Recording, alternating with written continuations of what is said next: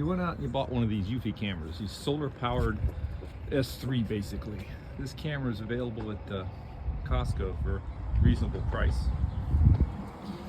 You go to hook it up and it doesn't connect.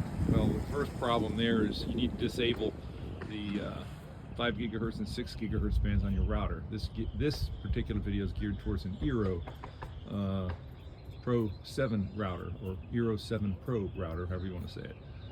Once you do that and you get the camera connected, the first hurdle is done. The next hurdle is keeping the camera reliably connected, okay?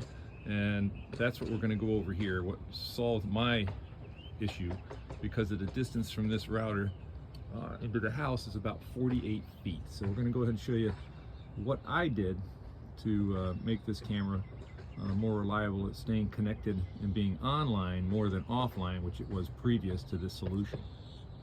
All right, this is the EERO router that I'm using in my system. It's an EERO 7 Pro router, and they have 3 bands on this particular router: 6 gigahertz, 5 gigahertz, and 2.4 gigahertz.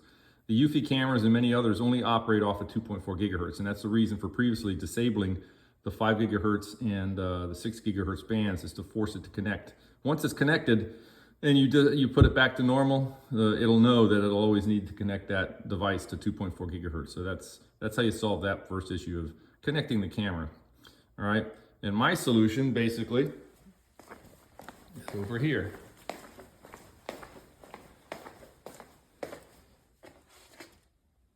This is what is called a EERO extender, 6 extender. It's not the router. You can use the router for basically the same purpose, but they're more expensive. This is basically just one USB-C connector. It's just an extender. It only has 5 gigahertz and 2.4 gigahertz because it's the EERO 6. It's not an EERO 7 one. They were much more expensive.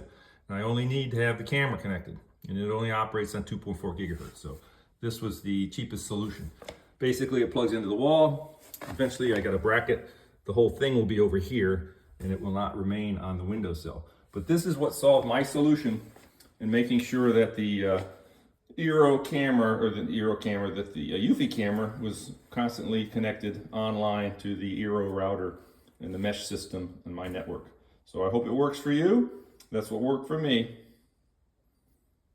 The following image shows the floor plan of the home with the relative distances in the walls, showing the location of my EERO router and the Eufy camera prior to installation of the EERO 6 extender.